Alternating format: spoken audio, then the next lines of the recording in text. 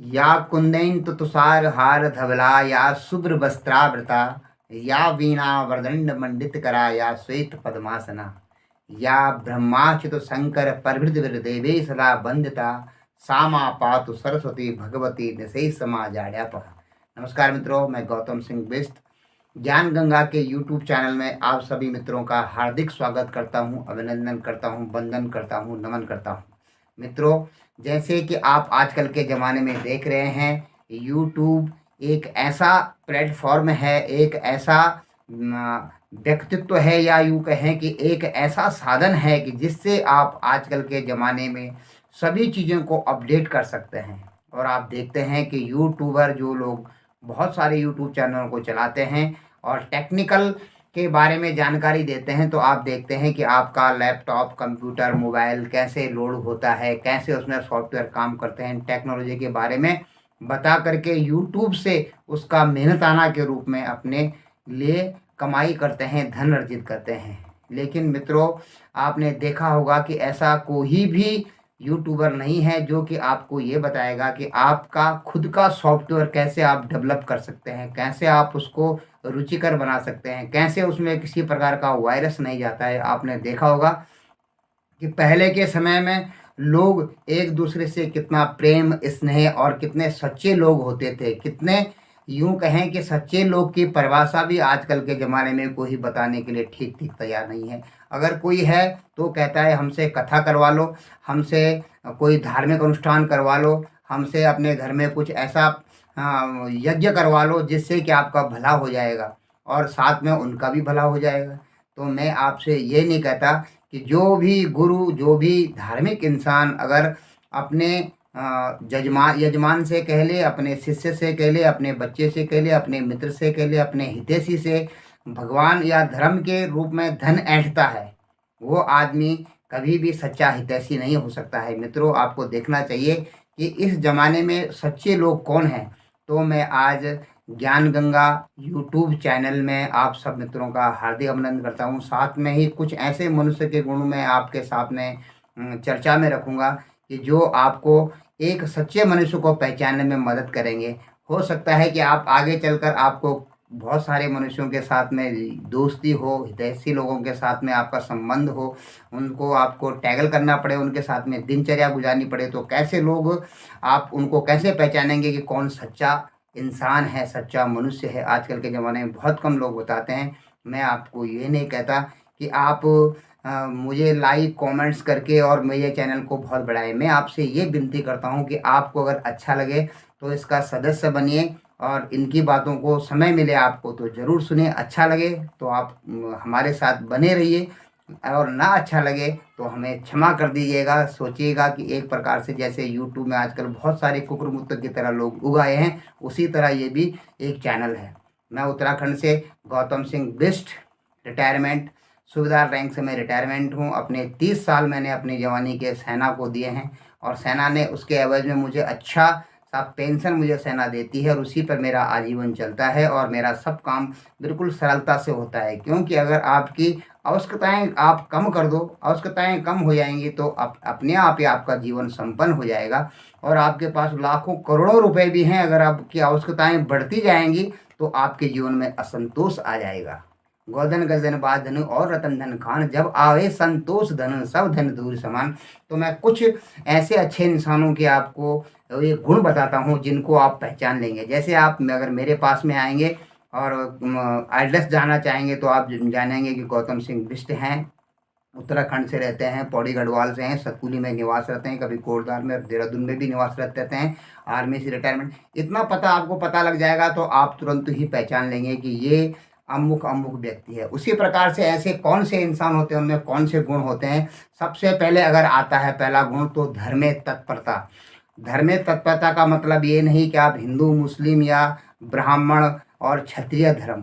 धर्म ये है आपका कि अगर आप बाप हैं तो आपका क्या कर्तव्य है, अगर आप बेटा हैं तो माँ के सामने आपका क्या धर्म है, पत्नी के सामने आपका क्या धर्म है, अगर आप पत्नी हैं तो पति के सामने आपका क्या धर्म है। आपका जो धर्म है, जिस भी रिश्ते के, जिस भी मनुष्य के साथ आपका जो धर्म है, क्या उसको आप तत्परता से निभा रहे हैं, इसको कहते हैं धर्म में तत्परता। और दूसरे आते हैं मुखे मधुरता, उसके मुख में मधुरता होनी चाहिए, रस होना चाहिए उसके मुंह से। जब वो बात करे तो ऐसे लगे जैसे फूल झर रहे हों। ऐसा ना लगे कि कोई कटु बात आप करें और दूसरा कड़वा मुंह कर दे। जैसे आप यूं यूं ना समझें कि इस ज़माने में लोग मधुर बोलने वाले पर घात करते हैं। यूं समझे कि आप मधुर रहें, लेकिन एक सीमा तक आपने अपने व्यवहार को मधुर रखना है। तो दूसरा गुण उसका मुखे मधुरता। जब वो आपसे व्यवहार करेगा तो मधुर व्यवहार उसका रहेगा। कर्मे कुशलता, जब वो उसका कर्म होगा, जिस काम को उसने करना है उस काम में वह परफेक्ट होगा, परफेक्टनेस हर काम को। अगर वह सैनिक है तो एकदम फिजिकल फिट, अगर वह इंजीनियर है तो अपने काम में दक्ष, अगर वह टीचर है तो अपने काम में पढ़ाने में उसका जो कर्म है कर उसमें उसमें कुशलता होनी चाहिए। एकदम लेजीनेस नहीं होना चाहिए उसमें। दाने सम्मुक्त, अगर वो किसी को दान करता है, आपको भी कुछ चीज़ दान करता है तो मुक्त भाव से दे। उसके पीछे उसका कोई ऐसा भाव न हो। सम्मत सुता बोलते हैं कि आप खुश दिल से जो भी वो दान करे, सम्मुख सहायता होनी चाहिए, खुश दिल होना चाहिए, उसका पूरा समर्पण होना चाहिए उसमें। आचरण है शुचिता, उसका आचरण में शुचिता होनी चाहिए। उसके रुपए पैसे जो वो कमा रहा है, तन मन धन, उसमें शुद्धता होनी चाहिए। कहीं से भी उसमें बेईमानी का कोई अंक नहीं आना चाहिए। अगर बेईमानी का कुछ भी थोड़ा सा भी पुट उसमें आ गया तो वो शुचिता नहीं कही जाएगी। उसके बाद आता है गुणे रसिकता, और उसके गुण का रसिक भाव होना चाहिए। जहाँ शास्त्रों की बात हो, ज्ञान की बात हो, वहाँ उसकी रुचि होनी चाहिए। जहाँ धर्म की बात हो वहाँ रुचि होनी चाहिए। जहाँ अधर्म का काम हो वहाँ से उसको विमुख हो जाना चाहिए। जहाँ पे झूठ प्रपंच जुआ छल फरेब चलता हो वहाँ से वह दूर हो जाता है।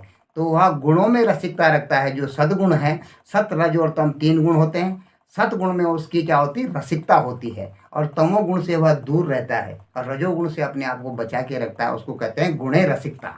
उसके बाद है चित्ते गंभीरता। उसका जो चित्त होता है, मन बुद्धि और चित्त आप जानते हैं।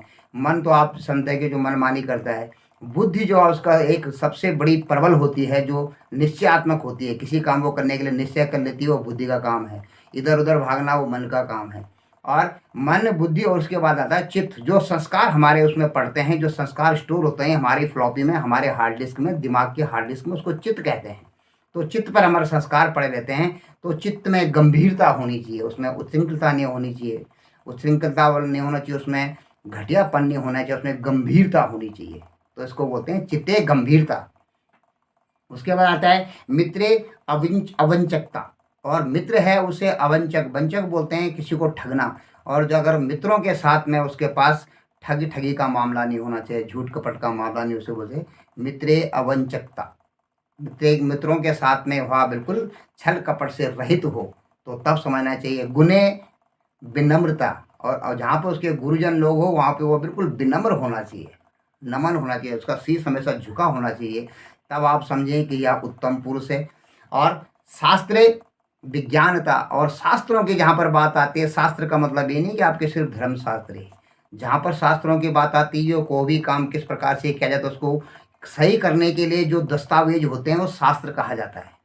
अगर किसी को पंखा टीवी रिपेयरिंग का है तो उसको जो उसको बनाने के लिए, उसको सही करने के लिए, उसको रख रखाव को करने के लिए, उत्तमता लाने के लिए जो लिखे गए हैं किताबें, उनको शास्त्र कहा जाता है। और ऐसे ही हमारे मनुष्य जीवन के ऊपर धर्म अर्थ काम मोक्ष पर जो हमारी वेद लिखे गए हैं, किताब लिखी गई हैं, उनको शास्त्र कहा जाता है। और उनमें हमें शास्त्रीयता होती है, उनमें एक आचार्य लेवल के जो विचार होते हैं वो उसमें लिखे होते हैं, उनको शास्त्र कहते हैं। तो शास्त्र विज्ञानता, शास्त्र को उसका अच्छी तरह से उसको विज्ञानता जानकारी होनी चाहिए। और रूप सुंदरता, उसका रूप सुंदर हो, यूँ नहीं कि वह पार्लर में जाके अपने रूप को खूबसूरत बना ले। जो उसका रूप हो वह सुंदर हो। अगर वह बेटे का रूप हो तो ऐसा कोई दूसरा बेटा ना हो। अगर वह पति हो तो ऐसा कोई दूसरा पति ना हो। अगर वह भाई हो तो ऐसा भरत जैसा कोई दूसरा वैसा भाई ना हो। अगर वह किसी का बच्चा हो तो ऐसा हो कि वैसे दूसरा न हो। किसी का पिता हो, किसी का पुत्र हो, किसी का भाई हो, कुछ भी जो रिश्ता है, जो उसका रूप है, अगर वह बेटे के लिए पिता है तो उत्तम हो, पत्नी के लिए पति है तो उसके रूप जो है वो सुंदरता होनी चाहिए। दिखने की खूबसूरता खूबसूरता नहीं, उसके रूप की सुंदरता होनी चाहिए। जो रूप हो ऐसा कोई दूसरा न हो, इसे कहते हैं रूपे सुंदरता। और हरे भजनता, और जो हरि की बात जहाँ पर आए उसमें उसकी भजनता होनी चाहिए। उसको ये नहीं मानना चाहिए कौन ईश्वर फिश्वर मैं नहीं मानता, किसने बनाया है। तो जो रूप रस आकाश रूप रस गंध शब्द स्पर्श तन सूक्ष्म तन मात्राओं को जानता है, वह विज्ञानता है। और जो अग्नि वायु आकाश जल पृथ्वी का रचयिता है, जो सूर्य और चंद्र को चला रहा है, जो इतनी इतनी ऋतुओं को लौटा लौटा कर घुमा के ला रहा है, इतने ग्रह नक्षत्रों को ब्रह्मांड में घुमा रहा है, कोई ना कोई तो है। उस एक को जो जानता है, उस एक को जो समझता है कि हाँ, एक कोई ना कोई एक गॉड है, जो जनरेट करता है, जो ऑपरेट करता है, जो डिस्ट्रॉय करता है, गॉड है। हम कहते हैं ब्रह्मा विष्णु महेश। ब्रह्मा जी जन्माते हैं किसी चीज़ को, विष्णु जी उसके पालन करते हैं, रुद्र देवता उसका विनाश कर देते हैं, जब अंतिम समय आता है तो उसको विनिष्ट कर देते हैं।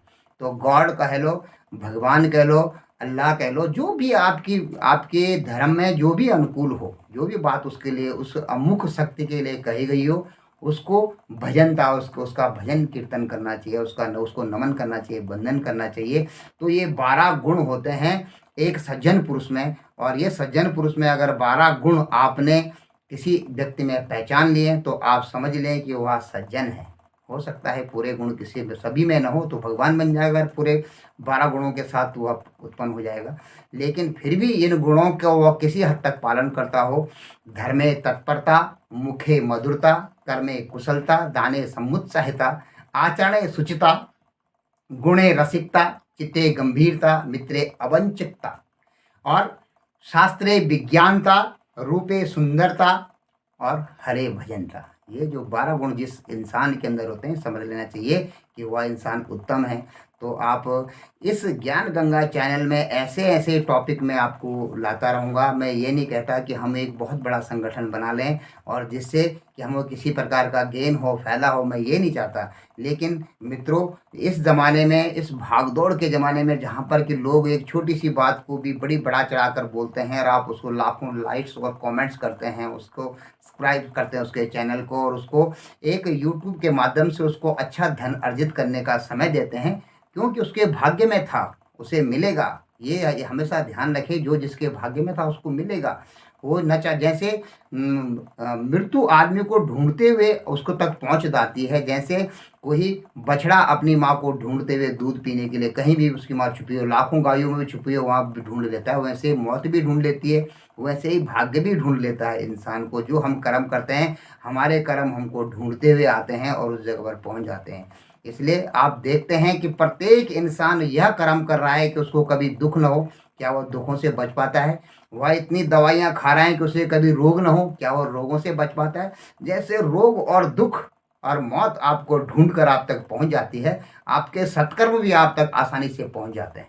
इसकी आप चिंता मत करिए, वो आपको ज़रूर ढूंढ लेंगे। तो मित्रों, ऐसे ही ज्ञान और गंगा के प्रभाव में हम ज्ञान चर्चा में आपसे निरत रहेंगे।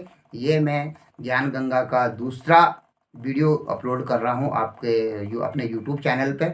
और एक यूट्यूब चैनल मेरा और है, उत्तराखंड हिलांसी के नाम से, जिसमें मैंने उत्तराखंड की जनजातियों के लिए उनके रीति रिवाज, उनकी कथाएं, उनके धर्म, उनके ढंग, आजकल की खेती बाड़ी, जल जंगल और ज़मीन की बातें उसमें मैं करता हूँ। और बहुत सारी शास्त्रों से ऐसी कहानियाँ, जो कहानी किस्से जिससे हमको प्रेरणादायक सोच मिलती है, आगे बढ़ने की सोच मिलती है, ऐसे बहुत सारे किस्से कहानियाँ उसमें हैं। वीडियो को पूरा देखने के लिए आपका बहुत बहुत धन्यवाद, नमन वंदन और प्रणाम करता हूँ। आप श्री के चरणों में, जो कि आप इस चैनल को देख रहे हैं, पढ़ रहे हैं, सुन रहे हैं, मैं आप सबको एक बार फिर नमन करता हूँ। जय हिंद, जय भारत और जय उत्तराखंड। आप सबका जीवन परम आनंदमय हो। जय श्री राम।